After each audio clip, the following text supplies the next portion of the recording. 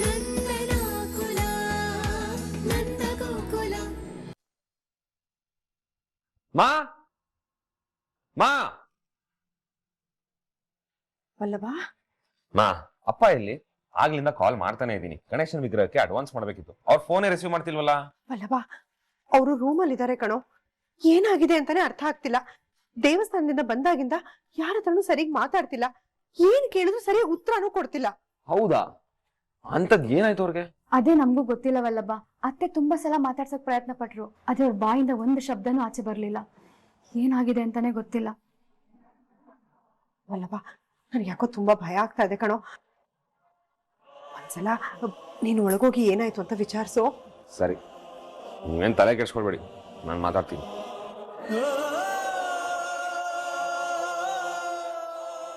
ಒಂದು ದಿವಸದಲ್ಲಿ 10 ಲಕ್ಷ ಹೊಂದಿಸ್ಬೇಕು. ಹೇಗೆ ಹೊಂದಿಸ್ಲಿ? ದಾರಿನೇ ಕಾಣ್ತಾ ಇಲ್ವಲ್ಲ. ಪಾ ಪಾ ಏನಾಯ್ತು ನಿಮ್ಗೆ? ನಾನು ಅವಾಗಿಂದ ಫೋನ್ ಮಾಡ್ತಾ ಇದೀನಿ, ನೀವು ರಿಸೀವೇ ಮಾಡ್ತಿಲ್ವಲ್ಲ. ನೀವು ಹೇಳ್ದಾಗೆ ಗಣಪತಿ ಅಂಗಡಿಗೆ ಹೋಗಿ ಗಣಪತಿ ಸೆಲೆಕ್ಟ್ ಮಾಡಿ ಅವ್ರಿಗೆ ಅಡ್ವಾನ್ಸ್ ಮಾಡೋಣ ಅಂತ ಅನ್ಕೊಂಡ್ರೆ ನೀವು ಫೋನೇ ರಿಸೀವ್ ಮಾಡ್ತಾ ಇಲ್ಲ. ವಲ್ಲಭ, ಈ ಸಲ ನಾವು ಗಣೇಶನ ಹಬ್ಬನ ಆಚರಿಸ್ತಾ ಇಲ್ಲ.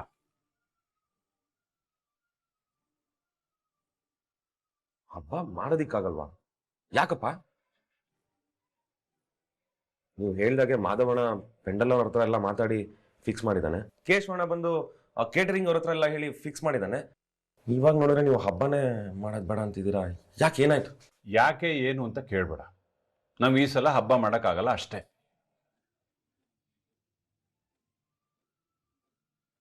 ಇದ್ದಕ್ಕಿದ್ದಾಗೆ ಯಾಕೆ ಈಗ ಹೇಳ್ತಿದ್ದೀರಾ?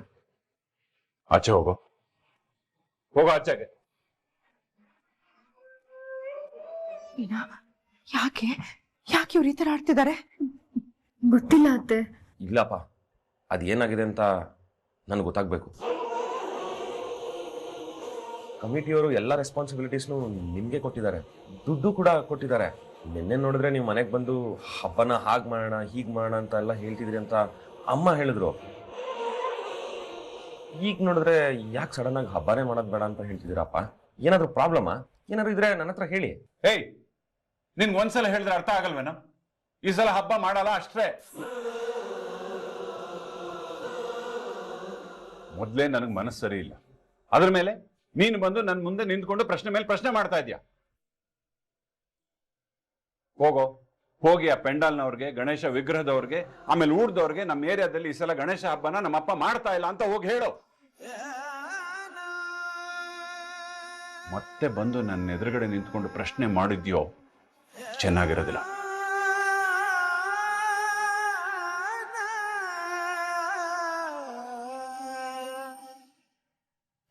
ಏನೋ ವಲ್ಲಭ ಇದೆಲ್ಲ. ಇವ್ರು ಯಾಕೆ ಈ ರೀತಿ ವರ್ತಿಸ್ತಾ ಇದಾರೆ ಅಂತಾನೆ ಅರ್ಥ ಆಗ್ತಿಲ್ಲ. ಕಡೆ ಪಕ್ಷ ನಿನ್ ಹತ್ರ ಮಾತಾದ್ರೂ ಆಡಿದ್ರು. ಕೇಳು ಮೀನನ್ನ, ನಾವ್ ಎಷ್ಟು ಮಾತಾಡ್ಸಿದ್ರು ನಮ್ಮ ಹತ್ರ ಮಾತು ಆಡ್ಲಿಲ್ಲ. ಇಷ್ಟಕ್ಕೂ ಇವ್ರು ಯಾಕೆ ಇಷ್ಟು ಮನ್ಸು ಕೆಡಿಸ್ಕೊಂಡಿದ್ದಾರೆ? ಏನೋ ಜಾಸ್ತಿ ತಲೆ ಕೆಡಿಸ್ಕೊಳ್ಬೇಡಮ್ಮ, ಏನಾಗಿದೆ ಅಂತ ತಿಳ್ಕೊಳ್ಳೋಣ. ಏನಾಯ್ತಪ್ಪನ್ಗೆ? ಯಾಕೆ ಹಿಂಗೆ ಆಡ್ತಿದ್ದಾರೆ?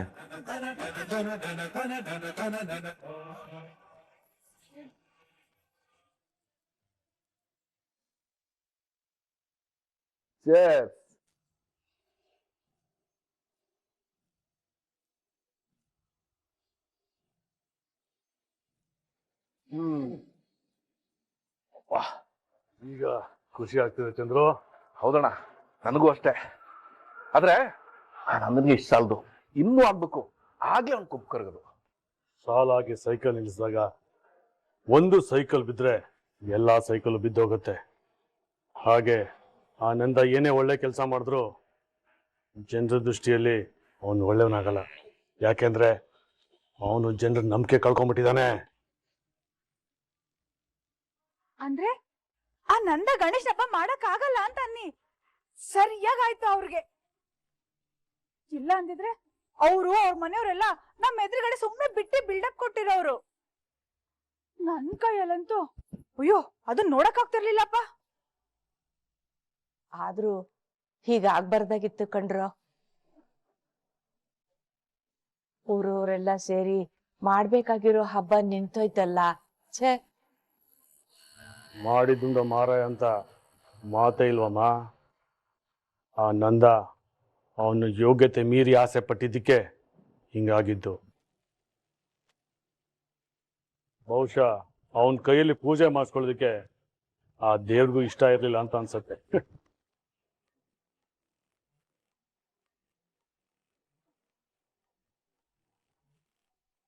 ಅತ್ತೆ, ನೀವ್ಯಾಕ್ ಸಪ್ಪಗಾಗ್ಬಿಟ್ರಿ?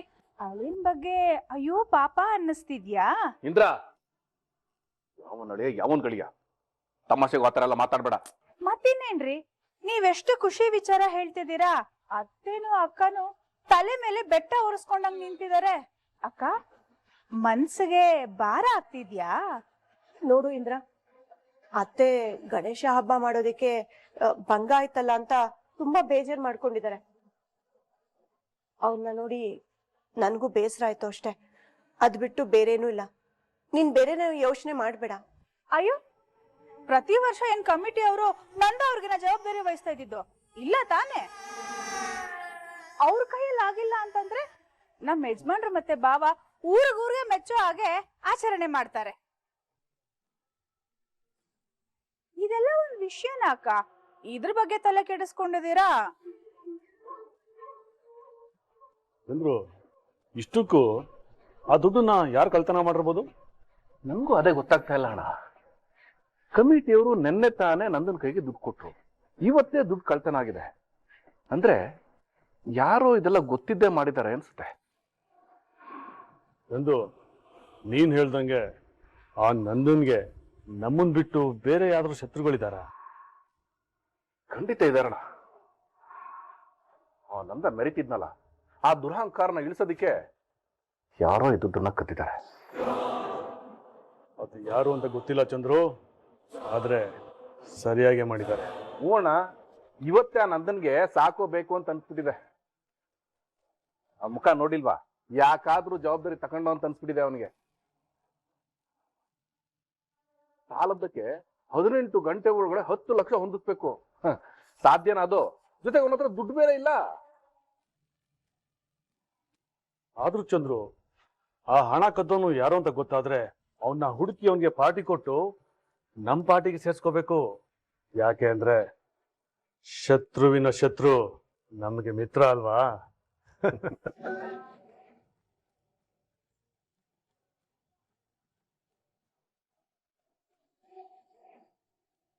ಇವರಿಬ್ರನ್ ಬಿಟ್ಟು ನಂದಣ್ಣನ್ಗೆ ಶತ್ರುಗಳು ಅಂತ ಯಾರಿದ್ದಾರೆ?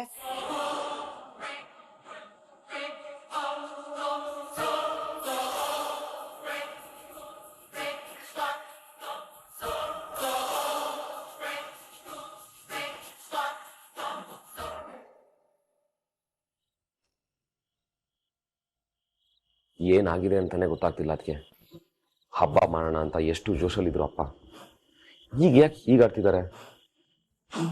ದೇವಸ್ಥಾನದಿಂದ ನಮ್ಗಳ ಹತ್ರ ಬರೋವಾಗ ಏನೋ ಆಗಿದೆ, ಅದಕ್ಕೆ ಅಪ್ಪ ಹೀಗೆ ಮಾತಾಡ್ತಾ ಇದ್ದಾರೆ.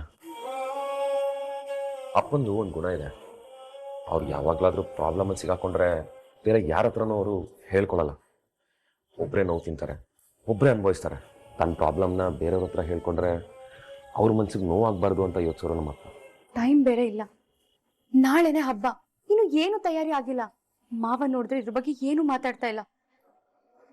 ಅವ್ರನ್ನ ಡಿಸ್ಟರ್ಬ್ ಮಾಡಬಾರ್ದು ಅಂತ ಹಾಗೆ ಬಿಡ್ಬೋದು, ಆದ್ರೆ ದುಡ್ಡು ಕೊಟ್ಟಿರೋ ಜನ ಮನೆ ಮುಂದೆ ಬಂದು ಕೇಳಿದ್ರೆ ಏನ್ ಹೇಳೋದು ವಲ್ಲಭ? ಅವ್ರು ಬಂದು ಕೇಳೋಷ್ಟರಲ್ಲಿ ನಾವು ಸಮಸ್ಯೆ ಏನು ಅಂತ ತಿಳ್ಕೊಳ್ಬೇಕು, ಅದಕ್ಕೆ ಸೊಲ್ಯೂಷನ್ ಹುಡುಕ್ಬೇಕು. ಎದುರುಗಡೆ ಮನೆಯವ್ರೇನಾದ್ರೂ ಮಾವನಿಗೆ ಗಣೇಶ ಹಬ್ಬದ ಜವಾಬ್ದಾರಿ ಸಿಕ್ಕಿದೆ ಅಂತ ಅವಮಾನ ಮಾಡಿರ್ಬೋದಾ, ಹರ್ಟ್ ಮಾಡಿರ್ಬೋದಾ? ಅದಕ್ಕೆ ಮಾವ ಹಬ್ಬ ಮಾಡೋದ್ ಬೇಡ ಅಂತ ಬೇಜಾರಾಗಿರ್ಬೋದಾ? ಇದು ಎದುರುಗಡೆ ಮನೆಯವರಿಂದ ಆಗಿದ್ದಿದ್ರೆ ಅಪ್ಪ ರೊಚ್ಚಿಗೆದ್ದು ಇಡೀ ಊರು ತಿರುಗಿ ನೋಡೋಂಗೆ ಸೆಲೆಬ್ರೇಷನ್ ಮಾಡ್ತಿದ್ವಿ. ಹೆಣದಷ್ಟು ಸ್ಟ್ರಾಂಗ್ ಆಗಿ ನಿಲ್ತಾರವ್ರು. ಸೊ ಸಮಸ್ಯೆ ಅದಾಗಿರೋದಕ್ಕೆ ಚಾನ್ಸೇ ಇಲ್ಲ. ಹಾಗಾದ್ರೆ ಇನ್ನೇನಾಗಿರ್ಬೋದು ವಲ್ಲಭ? ಒಂದ್ ವೇಳೆ ಮಾವ ದೇವಸ್ಥಾನದಿಂದ ನಿಮ್ಮ ಹತ್ರ ಹೊರಡ್ಬೇಕಾದ್ರೆ ದುಡ್ಡು ಕಳ್ತನ ಆಗಿರ್ಬೋದಾ?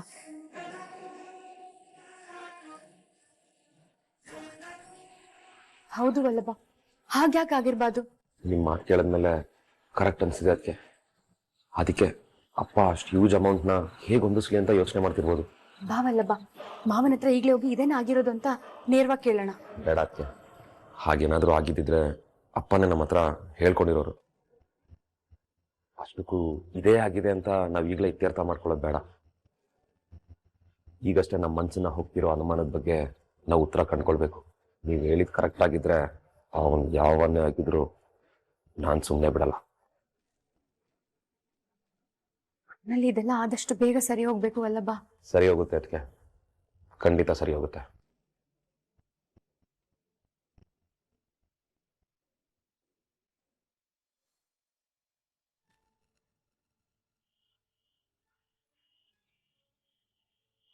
ರೇ ರೇ ನಿಮ್ಮನ್ನೇ ಏನಾಗಿದೆ ರೀ ನಿಮ್ಗೆ? ಬಂದಾಗಿಂದ ನೋಡ್ತಾ ಇದ್ದೀನಿ, ನನ್ನ ಜೊತೆ ಒಂದ್ ಅಕ್ಷರನೂ ಮಾತಾಡಿಲ್ಲ, ಒಂದ್ ಹನಿ ನೀರು ಕುಡ್ದಿಲ್ಲ, ಒಂದಾಗ್ಲೂ ಊಟನೂ ಮಾಡಿಲ್ಲ. ಏನಾಯ್ತು ಅಂತ ಕೇಳಿದ್ರೆ ಅದಕ್ಕೆ ಉತ್ತರನೂ ಕೊಡ್ತಾ ಇಲ್ಲ. ಏನಾಗಿದೆ ರೀ ನಿಮ್ಗೆ? ಆಗ್ಲೇ ವಲ್ಲಭನ ಹತ್ರನು ಈ ವರ್ಷ ನಾವು ಗಣೇಶನ್ ಪೂಜೆ ಮಾಡ್ತಾ ಇಲ್ಲ ಅಂತ ಹೇಳಿ ಕಳ್ಸಿದ್ರಂತೆ. ಬೆಳಗ್ಗೆ ಹೊರಡವಾಗಿರೋ ಹುಮ್ಮಸ್ಸು ಈಗ ನಿಮ್ ಮುಖದಲ್ಲಿ ನನಗೆ ಕಾಣಿಸ್ತಾ ಇಲ್ಲ. ಇಲ್ಲಿ ನೋಡಿ, ನಾನ್ ನಿಮ್ ಹೆಂಡ್ತೀರಿ, ನನ್ನ ಹತ್ರನೂ ಹೇಳ್ದೇ ಇರುವಂತ ವಿಷಯನ ಅದು. ಏನಿಲ್ಲ ಗಿರಿಜಾ, ಯಾಕೋ ಮನ್ಸರಿ ಇಲ್ಲ ಅಷ್ಟೇ. ಅದೇ ಅದೇ ಯಾಕೆ ಅಂತ ಕೇಳ್ತಾ ಇರೋದು. ಇಲ್ಲಿ ನೋಡಿ, ಏನಾಯ್ತು ಅಂತ ನೀವೀಗ ಹೇಳ್ದೆ ಹೋದ್ರೆ ನನ್ ಮೇಲೆ ಆಣೆ.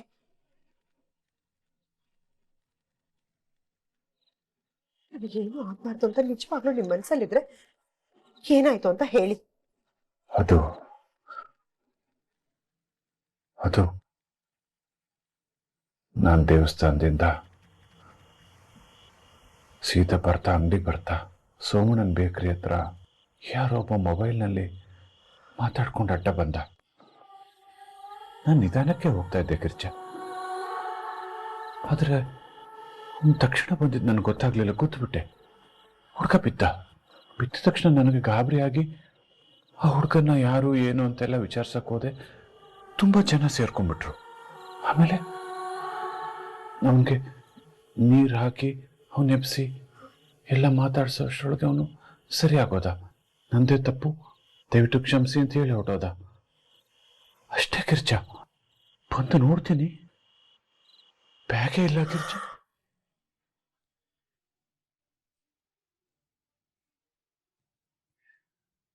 ಆಕಾಶನೇ ತಲೆ ಮೇಲೆ ಬಿದ್ದಾಗೋಯ್ತು. ಎಲ್ಲ ಅಂಗಡಿಲಿ ಕೇಳಿದೆ, ಎಲ್ಲರೂ ಕೇಳಿದೆ, ಯಾರು ಗೊತ್ತಿಲ್ಲ ಅಂತ ಹೇಳಿದ್ರು ಗಿರ್ಜಾ. ಕಮಿಟಿ ಅವರಿಗೆ ವಿಷಯ ಹೇಳ್ಬೇಕಿತ್ತು, ಹಾಗೆ ಪೊಲೀಸ್ ಕಂಪ್ಲೇಂಟ್ ಕೊಡ್ಬೇಕಿತ್ತು. ಗಿರ್ಜಾ, ಪೊಲೀಸ್ನವರು ಕಂಪ್ಲೇಂಟ್ ಕೊಡಕ್ಕೆ ಎಲ್ಲರ ದೃಷ್ಟಿಯಲ್ಲಿ ವಿಶ್ವಾಸ ಗಳಿಸಿರೋ ನಂದಕುಮಾರ್ ಅಲ್ಲ, ನಾನು ಆರೋಪಿ ಗಿರ್ಜಾ. ನಾಳೆ ಅಷ್ಟರಲ್ಲಿ ನಾನು ಕಳ್ಕೊಂಡು ದುಡ್ಡು ಕೊಡ್ಲಿಲ್ಲ ಅಂದ್ರೆ ಅಪರಾಧಿ ಸ್ಥಾನದಲ್ಲಿ ನಿಲ್ತೀನಿ ಗಿರ್ಜಾ. ಪೊಲೀಸ್ನವರು ಬಂದು ನನ್ನ ಕೈಗೆ ಬೇಡಿ ಹಾಕಿ ಕರ್ಕೊಂಡು ಹೋಗ್ತಾರೆ.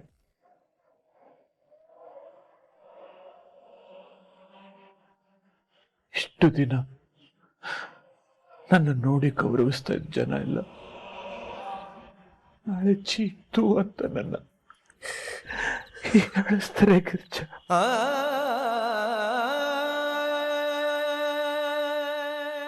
ಇಂಥ ಒಂದು ಕೆಟ್ಟ ದಿನ ಬರುತ್ತೆ ಅಂತ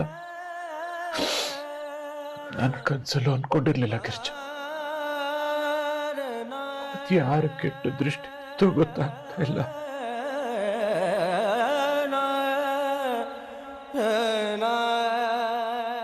ಇಲ್ಲ, ಹಾಗಾಗ್ಬಾರ್ದು.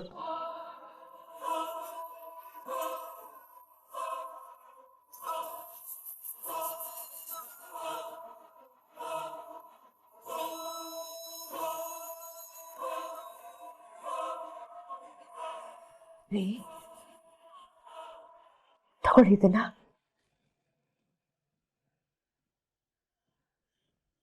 ಏನಿದು ಗಿರ್ಜಾ? ಒಡವೆಗಳು ರೀ, ಇದನ್ನೆಲ್ಲ ನೀವು ನನಗೋಸ್ಕರ ಮಾಡಿಸ್ಕೊಟ್ಟಿದ್ದು. ಇದನ್ನೆಲ್ಲ ಮಾರೋ ಅಥವಾ ಅಡ ಇಟ್ಟು ನಮಗ್ ಬಂದಿರೋ ಸಮಸ್ಯೆಗೆ ಪರಿಹಾರ ಕಂಡುಕೊಳ್ಳೋಣ ರೀ.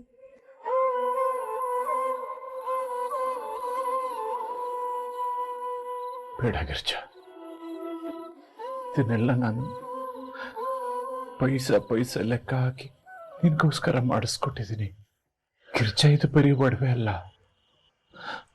ನನ್ನ ಪ್ರೀತಿ ಗಿರ್ಜಾ.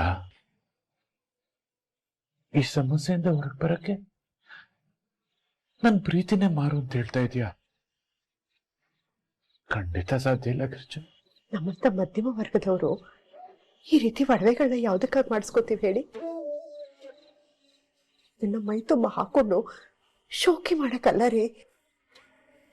ಇಂಥ ಪರಿಸ್ಥಿತಿ ಬಂದಾಗ ಇದನ್ನ ಮಾರಿ ನಮ್ ಕಷ್ಟ ತೀರಿಸ್ಕೊಳಕ್ಕೆ ರೀ. ಈ ಚಿನ್ನ ಹೋದ್ರೆ ಯಾರಿಗೂ ಗೊತ್ತಾಗಲ್ಲ ರೀ, ಆದ್ರೆ ಮರ್ಯಾದೆ ಹೋದ್ರೆ ಇಡೀ ಊರಿಗೆ ಗೊತ್ತಾಗುತ್ತೆ ರೀ. ನಾನು ಯಾವತ್ತಾದ್ರೂ ಇದನ್ನೆಲ್ಲ ಹಾಕೊಂಡು ಬೀಗೋದನ್ನ ನೀವು ನೋಡಿದ್ದೀರಾ? ಇಷ್ಟಕ್ಕೂ ಚಿನ್ನದಂತ ಗಂಡ ನಿಮ್ಮ ಜೊತೆ ಇರೋವಾಗ ಈ ಚಿನ್ನದ ವ್ಯಾಮೋಹ ನನಗೆ ಯಾಕ್ರಿ? ಮೊದಲು ತಗೊಳ್ಳಿ.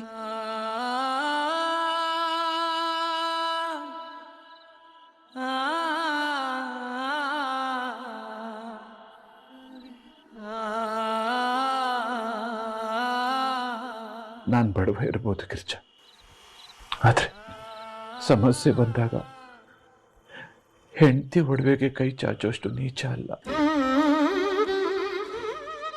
ಕಷ್ಟ ಅನ್ನೋದು ಮನುಷ್ಯನ್ಗಲ್ದೆ ಮರಕ್ಕ ಬರುತ್ತೆ. ಇಂಥ ಸಮಯದಲ್ಲಿ ನಾವು ಧೃತಿಗೆಡಬಾರ್ದು. ದೇವರು ಸಮಸ್ಯೆ ಅಂತ ಕೊಟ್ಟ ಮೇಲೆ ಅದಕ್ಕೆ ಪರಿಹಾರನೂ ಕೊಟ್ಟಿರ್ತಾನೆ ಗಿರ್ಜಾ. ಅದನ್ನು ಹೇಗೆ ಕಂಡ್ಕೊಳ್ತೀವಿ ಅನ್ನೋದು ನಮಗ್ ಬಿಟ್ಟಿತ್ತು. ಯೋಚಿಸ್ಬೇಡ ಗಿರ್ಜಾ, ಎಲ್ಲ ಸರಿ ಹೋಗುತ್ತೆ. ದೇವರು ನನ್ನ ಪಾಲ್ಗಿದ್ದಾನೆ. ತಗೋ, ನನ್ನ ಪ್ರೀತಿ ಯಾವತ್ತಿದ್ರು ನಿಂದೆ. ಬೇರೆಯವ್ರ ಸೊತ್ತಾಗಬಾರ್ದು ಗಿರ್ಜಾ.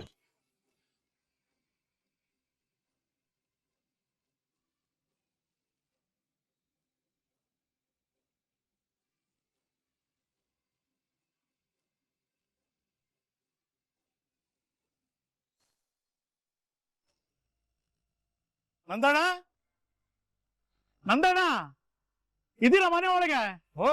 ಆರತಿ ಮಾಡಿ ಅರ್ಶಿನ ಕುಂಕುಮ ಇಟ್ಬಿಟ್ಟು ಕರೀರಿ, ಬರ್ತಾರೆ. ನಾನ್ ಕರಿತೀನಿ ಇರೋಣ. ಯೋ ನಂದಕುಮಾರ, ಬಾರೆ ಆಚೆ.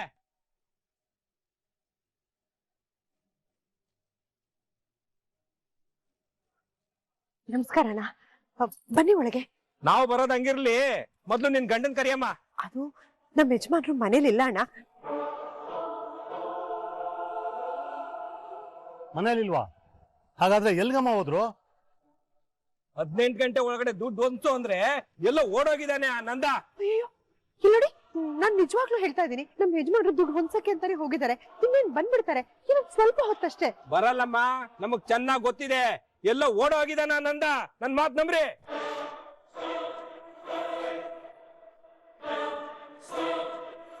ಇಲ್ಲಿ ನೋಡಿ, ನನಗೆ ಗೊತ್ತು ದುಡ್ಡು ಕಳವಾಗಿದೆ ಅಂತ ನಿಮ್ಮೆಲ್ಲರಿಗೂ ಆತಂಕ ಇದೆ ಅನ್ನೋ ವಿಷಯ ನನಗೆ ಗೊತ್ತು. ಹಾಗಂತ ನಮ್ಮ ಯಜಮಾನ್ರ ಮೇಲೆ ಹಾಗೆಲ್ಲ ಇಲ್ಲದೆ ಇರೋ ವಿಷಯ ಹೇಳ್ಬೇಡಿ. ಅದೇನೋ ಅಂತಾರಲ್ಲ, ಮಾಡೋದೆಲ್ಲ ಅನಾಚಾರ, ಮನೆ ಮುಂದೆ ಬೃಂದಾವನ ಅಂತ. ಹಂಗಾಯ್ತು ಇದು. ಬದುಕ್ತಾ ಇರೋದೇ ಕದ್ದಿರೋ ದುಡ್ಡಲ್ಲಿ, ಅದ್ರ ಮೇಲೆ ದೌಲತಿನ ಮಾತುಗಳು ಬೇರೆ. ಇದ್ಯಾಕೋ ನಿಮ್ಗೆ ಜಾಸ್ತಿ ಆಯ್ತು ಅನ್ಸ್ತಿಲ್ವಾ? ಹೆಣ್ಮಕ್ಳ ಹತ್ರ ಹೀಗ್ ಮಾತಾಡ್ತಾರ? ಅತ್ತೆ ಹೇಳ್ತಿದಾರಲ್ಲ, ಮಾವ ಆಚೆ ಹೋಗಿದ್ದಾರೆ, ಅದನ್ನು ದುಡ್ಡು ಹೊಂದ್ಸೋದಕ್ಕೆ ಹೋಗಿದ್ದಾರೆ, ಸ್ವಲ್ಪ ಹೊತ್ತು ಬಂದ್ಬಿಡ್ತಾರೆ, ಅಲ್ಲಿವರೆಗೂ ಕಾಯ್ಲೇಬೇಕು. ಬೇಜವಾಬ್ದಾರಿತನದಿಂದ ಅಷ್ಟೊಂದು ದುಡ್ಡು ಕಳ್ಕೋಬೇಕಾದ್ರೆ ಇರ್ಬೇಕಾಗಿತ್ತು ಈ ಬುದ್ಧಿ ನಿಮ್ ನಂದಕುಮಾರ್ಗೆ. ಈಗ ನಿಂತ ಕಾಲಲ್ಲಿ ಅಷ್ಟೊಂದು ದುಡ್ಡನ್ನ ಎಲ್ಲಿಂದ ಹೊಂದಿಸ್ತಾನಂತೆ? ನಾರಾಯಣ ಅವ್ರೆ, ನಾನು ಹೇಳ್ತಾ ಇದ್ದೀನಿ ಕೇಳಿ, ಆ ನಂದ ಓಡೋಗಿದ್ದಾನೆ, ಫಿಕ್ಸ್. ನಂದಣ್ಣ ಅಂತ ಹೇಳಿ ಅಲ್ಲ, ಅವ್ರು ಯಾವ ಸ್ಥಿತಿನಲ್ಲಿದ್ರು, ಸ್ವಾಭಿಮಾನದಿಂದ ಪ್ರಾಮಾಣಿಕಂತದ್ದು ದುಡ್ದು ಯಾವ ಸ್ಥಿತಿಗೆ ಬಂದಿದ್ದಾರೆ ಅಂತ ನಾವೆಲ್ಲ ನೋಡಿದೀವಿ. ಅವ್ರ ಬಗ್ಗೆ ನೀನು ಬಾಯಿಗೆ ಬಂದಂಗೆಲ್ಲ ಮಾತಾಡ್ಬೇಡ. ನೀವೇನಣ್ಣ ಇನ್ನು ಅವನ್ ಪರವಾಗಿ ವಹಿಸ್ಕೊಂಡ್ ಬರ್ತಾ ಇದ್ದೀರಾ? ಹೋಗಿರೋ ದುಡ್ಡಲ್ಲಿ ನಿಮ್ ದುಡ್ಡು ಇದೆ, ನೆನ್ಪಿರ್ಲಿ. ಇನ್ನು ಸ್ವಲ್ಪ ಹೊತ್ತು ಅವ್ರು ಬಂದ್ಬಿಡ್ತಾರೆ. ಅಣ್ಣ ಅಣ್ಣ, ದಯವಿಟ್ಟು ಅಣ್ಣ, ಇನ್ನು ಅತ್ತೆ, ನೀವ್ಯಾಕೆ ಕೈ ಮುಗಿದು ಬೇಡ್ಕೋತಾ ಇದ್ದೀರಾ? ಹೌದು, ದುಡ್ಡು ಕಳವಾಗಿದೆ, ಆದ್ರೆ ಆ ದುಡ್ಡನ್ನ ನಾವು ಕೊಡಲ್ಲ ಅಂತ ಹೇಳ್ತಿಲ್ಲ ಅಲ್ವಾ? ಆ ದುಡ್ಡು ಹೊಂದ್ಸೋದಕ್ಕೆ ಸ್ವಲ್ಪ ಟೈಮ್ ಕೊಡಿ ಅಂತ ಕೇಳ್ತಿದೀವಿ. ಅದು ಬಿಟ್ಟು ಈ ರೀತಿ ಮನೆ ಮುಂದೆ ಬಂದು ಜಗಳ ಆಡ್ತಿದ್ದೀರಲ್ಲ, ನಿಮ್ಗೆ ಸರಿ ಅನ್ನಿಸ್ತಿದ್ಯಾ? ನೋಡು ರಮೇಶ, ನಾವು ತುಂಬಾ ವರ್ಷಗಳಿಂದ ನಂದಣ್ಣನ ನೋಡ್ಕೊಂಡು ಬರ್ತಾ ಇದ್ದೀವಿ. ಅವ್ರು ಹೇಗಿದ್ರು ಏನು ಅಂತ. ಅವ್ರ ಮೇಲೆ ವಿಶ್ವಾಸಕ್ಕಾದ್ರೂ ನಾವು ಗಿರ್ಜಮ್ಮ ಹೇಳೋ ತರ ಸ್ವಲ್ಪ ಹೊತ್ತು ಕಾದು ನೋಡೋಣ. ಒಂದ್ ವೇಳೆ ಅವ್ರು ಬರ್ಲಿಲ್ಲ ಅಂದ್ರೆ ಮುಂದೆ ಏನ್ ಮಾಡ್ಬೇಕು ಅಂತ ಯೋಚನೆ ಮಾಡೋಣ. ಇನ್ನು ಯೋಚನೆ ಮಾಡೋದಿಕ್ಕೆ ನಮ್ಮ ಹತ್ರ ಏನು ಉಳ್ದಿಲ್ಲ ಯಜಮಾನ್ರೆ. ಆಯ್ತು, ನಿಮ್ಮ ಮಾತುಗೂ ಬೆಲೆ ಕೊಟ್ಟು ಸ್ವಲ್ಪ ಹೊತ್ತು ಕಾಯೋಣ. ಒಂದ್ ವೇಳೆ ಆ ಸಮಯ ಮೀರೋಯ್ತು ಅಂದ್ರೆ ನಮ್ಮ ಹತ್ರ ಇರೋದು ಎರಡೇ ದಾರಿ.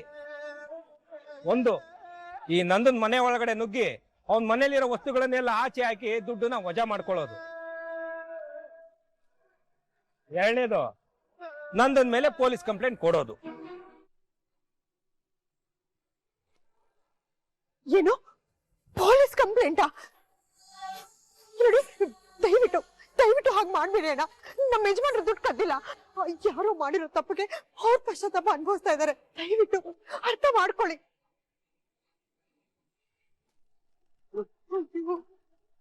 ಮನೆ ಒಳಗ್ ಬಂದು ವಸ್ತುನ ಹೊರಗ್ ಹಾಕ್ತೀನಿ, ಪೊಲೀಸ್ ಕಂಪ್ಲೇಂಟ್ ಕೊಡ್ತೀನಿ ಅಂತ ಮಾತುಗಳೆಲ್ಲ ಆಡ್ಬೇಡಿ ಸರ್. ಮಾವ ದುಡ್ಡು ತಂದೆ ತರ್ತಾರೆ, ನೀವ್ ಕಾಯ್ಬೇಕು ಅಷ್ಟೇ. ಆಯ್ತು, ಅದನ್ನು ನೋಡೇ ಬಿಡೋಣ. ಅಣ್ಣ, ನಿಮ್ ಊರಿನ ದೇವ್ರು ನಂದಕುಮಾರ್ ಇದಾರಲ್ಲ, ಅವ್ರು ಕಾಲ್ ಮಾಡಿ ಅವ್ರ ಫೋನ್ ಎತ್ತಿದ್ರೆ ನಾನು ಕೊಡಿ. ಅವನ ಹತ್ರ ಹೇಗ್ ಮಾತಾಡ್ಬೇಕು ಅಂತ ನನಗೆ ಚೆನ್ನಾಗ್ ಗೊತ್ತು.